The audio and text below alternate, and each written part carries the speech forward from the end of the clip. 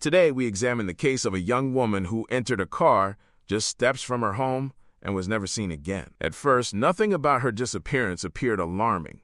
No signs of struggle, no urgent messages, no immediate suspects.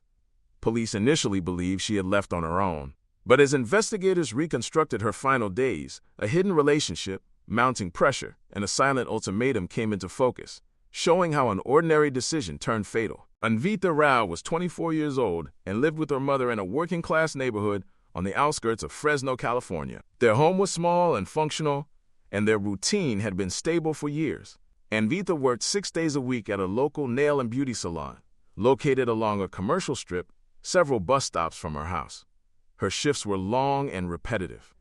She rotated between manicures, front desk duties, answering calls, booking appointments, and cleaning the salon at closing time. Coworkers described her as quiet and consistent. She arrived on time, followed instructions, and rarely called in sick.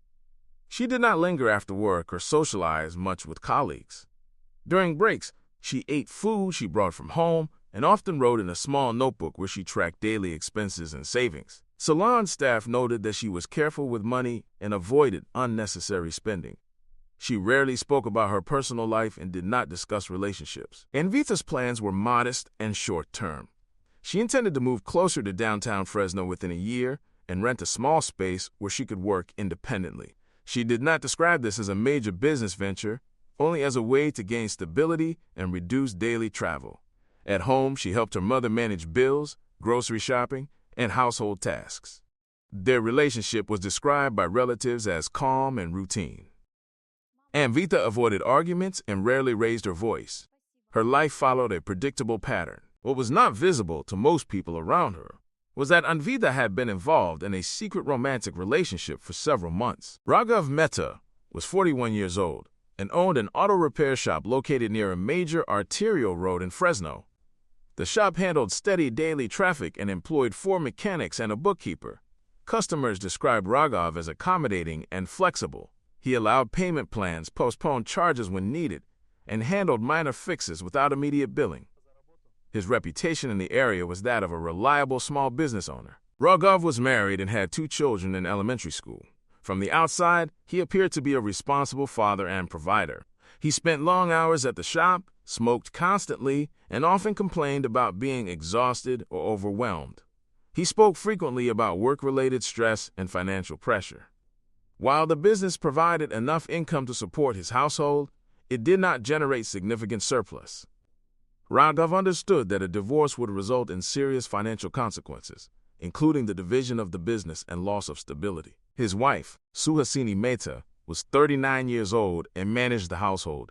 She occasionally assisted with bookkeeping for the shop and was familiar with his finances. For more than a year, she suspected her husband was involved in an extramarital relationship. Her behavior changed during that period. She began appearing at the shop without warning, checking Raghav's phone and asking employees about his schedule and movements. Several employees later stated that these visits were tense and uncomfortable. In private conversations with relatives and acquaintances, Suhasini said that if she confirmed infidelity, she would file for divorce, demand her share of the business, and make the situation public. She did not take formal legal steps at that point, but she made it clear that she was watching closely. Raghav was aware of her suspicions and understood the potential consequences. Nikhil Bansal, 26, lived in a nearby county and had previously dated Anvita several years earlier.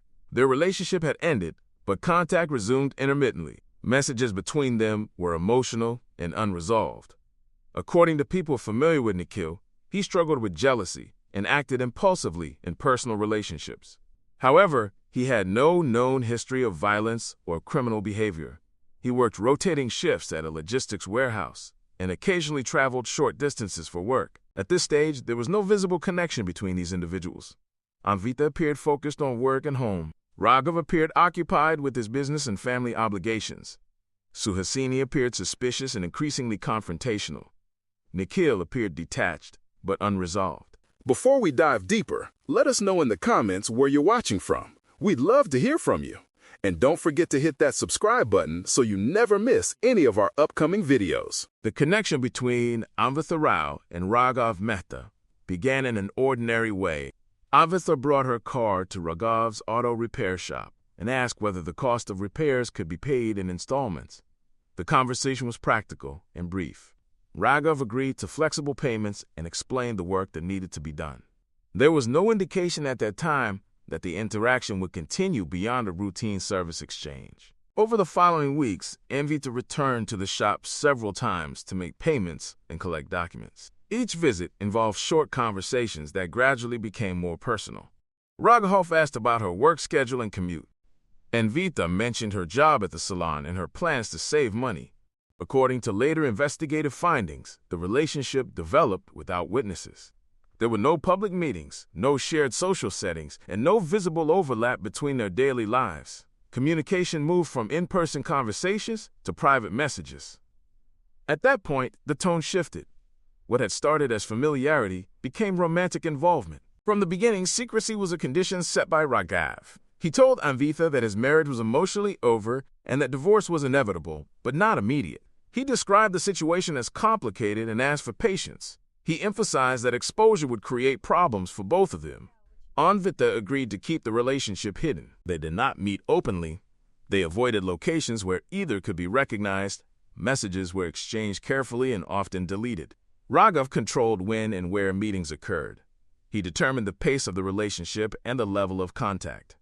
This structure remained consistent throughout the months that followed. For Anvita, the relationship carried emotional weight but also uncertainty. She cared about Raghav and believed his statements about an eventual separation from his wife. At the same time, she was aware of the imbalance. Raghav was married, financially established, and able to decide when contact happened. Anvita had limited leverage and did not press for clarity. She did not demand timelines or explanations. Instead, she delayed decisions and avoided confrontation. As the relationship continued, pressure began to build around them. Suhasini Mehta's suspicions intensified. Her unannounced visits to the repair shop became more frequent. She monitored Raghav's phone activity and questioned employees about his movements. Although she had no direct evidence at that stage, her behavior indicated that she believed the situation was escalating. Raghav was aware of this scrutiny and adjusted his behavior accordingly. At the same time, Nikhil Bansal re-entered Anvita's life more frequently. Communication between them resumed intermittently. Messages were emotional and unresolved, reflecting unfinished conflict rather than reconciliation. While there was no indication of violence, the renewed contact added another layer of complexity to Anvita's personal life. Raghav's communication with Anvita changed during this period. Messages became shorter and more urgent. References to the future became less frequent. Instead, he began emphasizing the need to resolve the situation and to avoid actions that could complicate things. These phrases appeared repeatedly in recovered message records.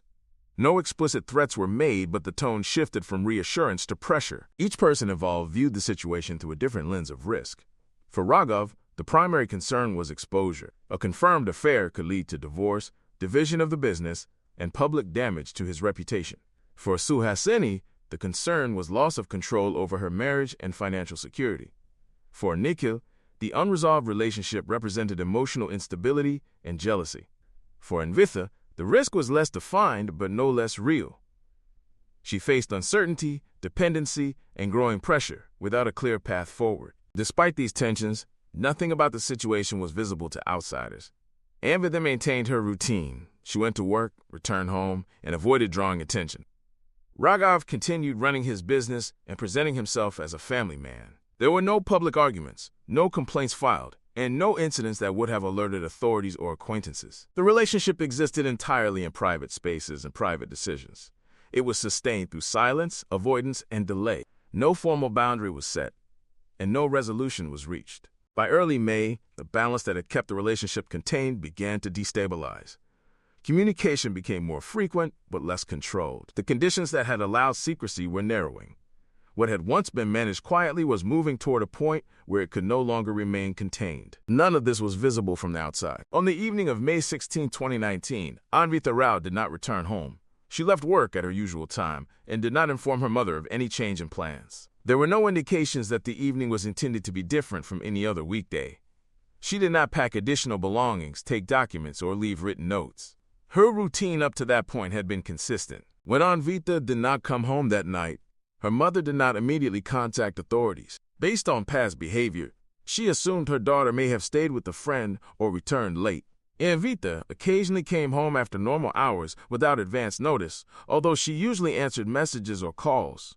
That night, her phone was turned off. By the following morning, there had still been no contact. Calls went unanswered, and messages were not delivered. Anvita's mother waited several more hours, expecting an explanation. By midday, with no response and no sign of her return, she went to the local police station and filed a missing person report. The initial police response was procedural. Officers visited the residence and conducted a basic assessment. There were no signs of forced entry or struggle. Anvita's personal documents, identification, and clothing remained in her room. Nothing suggested a hurried departure. There were no withdrawals or transactions on her bank account after the previous day. Her social media accounts showed no new activity. No farewell messages or indications of planned travel were found. Based on these findings, officers initially categorized the case as a possible voluntary absence. There was no evidence at that stage to suggest a crime. No witnesses reported disturbances, and no emergency calls had been made in the area. The only objective record of Anvita's movements came from a traffic camera located several blocks from her home. The camera captured a brief sequence showing Anvita crossing the street and entering a dark-colored compact car that had stopped momentarily at the curb. The vehicle remained in place for less than 20 seconds before merging back into traffic. The angle of the footage did not allow identification of the driver or the license plate. At the time, the clip appeared routine and was not treated as a priority lead. With limited evidence, investigators turned their attention to Anvita's immediate personal circle. The first person questioned was Nikhil Bansal, her former boyfriend. He was contacted within 48 hours of the report. A review of his phone showed recent emotional messages exchanged with Anvita, reflecting unresolved personal tension. However, employment records, accommodation receipts, and surveillance footage confirmed that he was in another state at the time of her disappearance. His movements were independently verified. Within days, investigators ruled him out as a suspect. After Nikhil was cleared, no other immediate leads emerged. There were no reports of abduction attempts, no ransom demands, and no witnesses who reported seeing Anvita distressed or forced into a vehicle. The traffic camera footage alone was insufficient to establish criminal activity. Without physical evidence, the investigation lost momentum. During this period, Anva's mother continued to contact police regularly, asking for updates and providing any information she could recall. She reported that her daughter had not mentioned plans to leave, relocate, or cut contact. According to her, Anvita had been focused on work and daily responsibilities in the days leading up to her disappearance. Despite these statements, the absence of concrete evidence limited investigative options. The case remained classified as a missing person inquiry without confirmed criminal elements. Resources were minimal, and the file was not prioritized. As days passed, the lack of activity became more concerning. Anvita's phone remained inactive. No financial transactions appeared. She did not access her workplace, home, or known contacts. By the end of the first week, the investigation had reached a standstill. There were no new leads, no identified suspects, and no indication of where Anvita had gone after entering the vehicle. The traffic camera footage remained the last confirmed record of her movements. At that stage, nothing connected the disappearance to a specific crime. The circumstances were unclear, and the file remained open without direction. As the missing person investigation stalled, detectives began a deeper review of Anvita Rao's daily life. This phase focused on routine, behavior, and long-term patterns rather than the final night. Interviews with co-workers, family members, and acquaintances produced a consistent picture. There were no signs that Anvita had planned to disappear. She had not discussed leaving town, quitting her job, or cutting contact with family. She had not withdrawn money or made arrangements that suggested a permanent departure. Her behavior remained stable up until the day she vanished. Co-workers at the salon described Anvita as cautious and predictable. She did not take spontaneous trips, did not miss shifts without notice, and did not talk about starting over elsewhere. Several co-workers independently mentioned the same detail. Anvita had been seeing an older married man. None knew his full name. He was described only as the mechanic, or the man with the shop. According to them, Anvita never spoke about the relationship openly, but referenced it indirectly when explaining schedule changes or phone calls she needed to take privately. Investigators identified the man as Raghav Mehta. Raghav was contacted and interviewed as a witness. He confirmed that he knew Anvita and acknowledged that they had been involved in a consensual romantic relationship. He characterized it as brief and said it had ended several days before her disappearance. He stated that there had been no conflict between them and that he had not seen her on the day she went missing. During the interview, he appeared calm and cooperative. He allowed investigators to review his phone. No recent messages with Anvita were immediately visible. At that stage, there was no direct evidence contradicting his account. However, further interviews began to reveal inconsistencies. Salon employees reported that Anvita had mentioned being in regular contact with the same man during the week of her disappearance. One co-worker recalled Anvita stepping outside to answer repeated calls and appearing unsettled afterward. This level of contact did not align with Raghav's claim that the relationship had already ended. Investigators also examined Raghav's personal situation more closely. His domestic environment showed clear signs of escalating pressure. His wife, Suhasini Mehta, had begun monitoring his movements, appearing at the shop without warning and questioning staff. Financial records later showed that she had gathered documents related to the business and consulted an attorney. While no divorce filing had been submitted at that point, the possibility was clearly present. Raghav was aware of this development. Around the same time, changes in Raghav's behavior at work became noticeable. Employees stated that in early May, he appeared more irritable and distracted than usual. He smoked more frequently and spent extended periods on his phone. Several employees recalled seeing him delete messages repeatedly. He also altered his schedule, leaving the shop earlier on certain days without clear explanation. Financial and location data added further context. On May 12th, Raghav made a cash payment at a gas station located outside his normal driving route. 2 days later, he returned to the same station.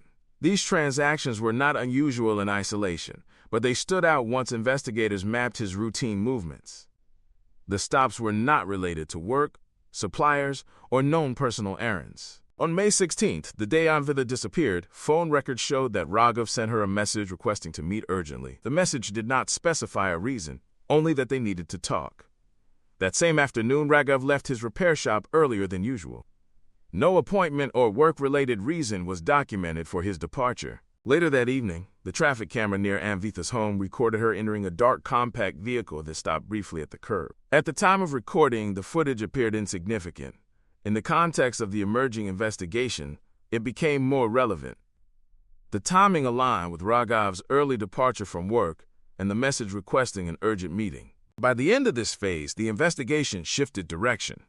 Anvita's disappearance no longer appeared random or voluntary. The relationship with Raghav was not incidental. It was ongoing, secret, and under increasing strain.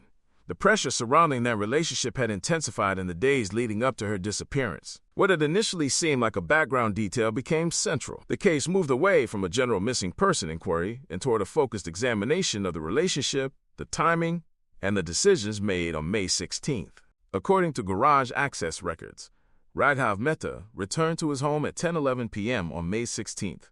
The automated system registered the opening of the garage door. His wife later stated that nothing about his behavior that night appeared unusual. He did not mention meeting anyone, did not report problems at work, and did not indicate that his routine had changed.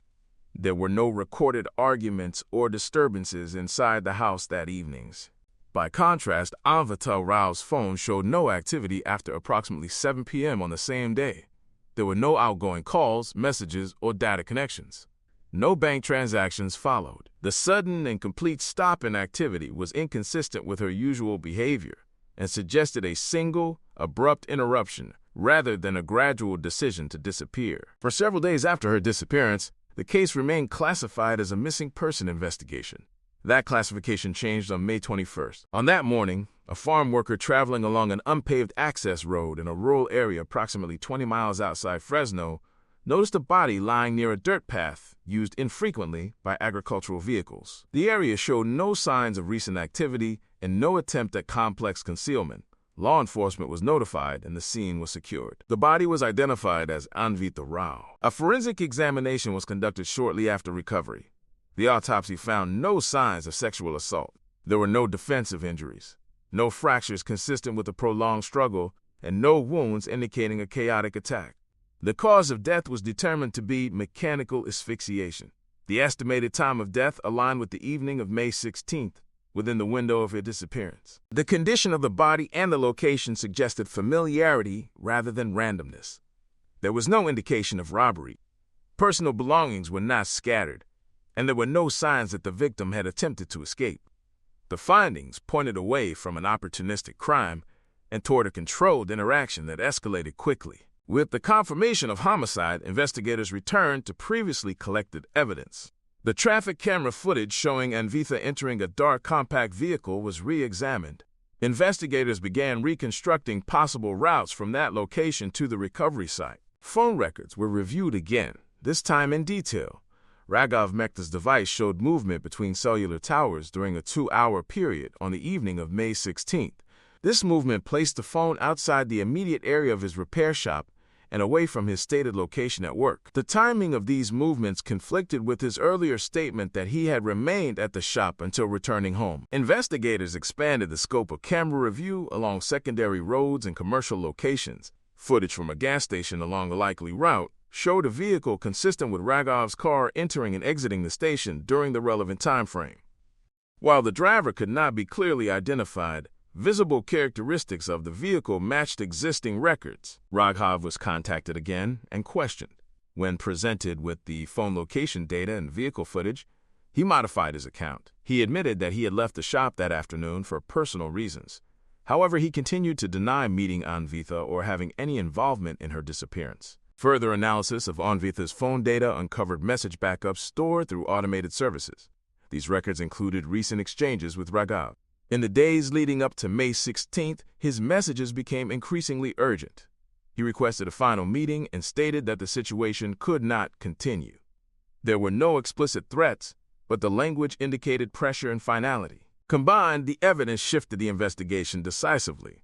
The disappearance was no longer treated as unexplained. The timeline, forensic findings, digital records, and vehicle movement converged on a single point of focus. What began as a missing person case had now become a homicide investigation centered on one individual and one critical evening. After the homicide was confirmed, prosecutors narrowed their case to a single explanation.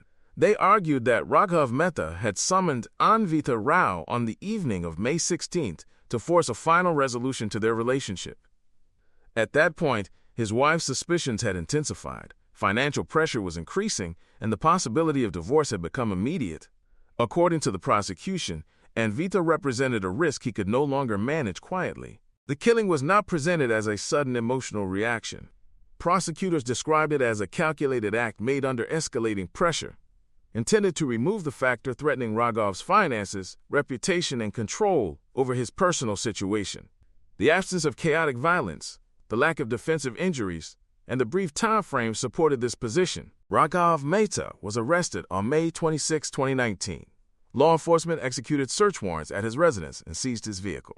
Items recovered during these searches were submitted for forensic analysis. No alternative suspects were identified during this phase of the investigation. The case proceeded to trial with a focus on verifiable facts rather than speculation. Prosecutors built their argument around a continuous chain of evidence. Traffic camera footage showed Anvita entering a vehicle consistent with Raghav's car shortly after he left work early. Mobile phone location data placed his device away from the repair shop during a period when he initially claimed to be working. Gas station footage along a likely route showed a matching vehicle traveling through the area within the relevant time window. Recovered message backups from Anvita's phone demonstrated a shift in tone during the days leading up to her disappearance. Raghav's messages emphasized urgency and the need for a final meeting. One message stated that the situation, quote, could not continue.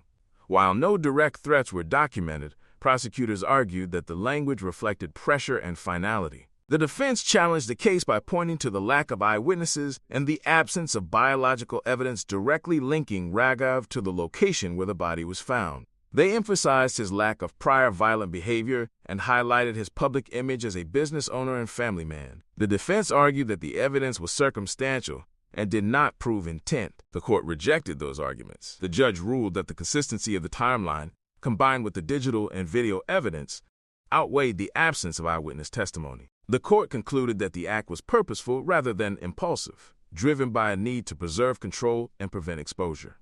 On September 3, 2019, Raghav Mehta was found guilty of second-degree murder He was sentenced to 40 years in prison without eligibility for early release.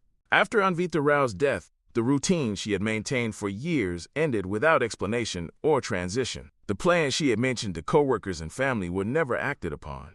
Anvita's mother, who had reported her missing less than a day after she failed to return home, followed the investigation and trial closely. In her statement to investigators, she said she had waited each night for her daughter to walk back through the door, believing there would be an explanation for the absence. The conviction provided legal resolution, but it did not change the outcome. Anvita did not return. Nikhil Bansal was not reinvestigated after being cleared early in the case.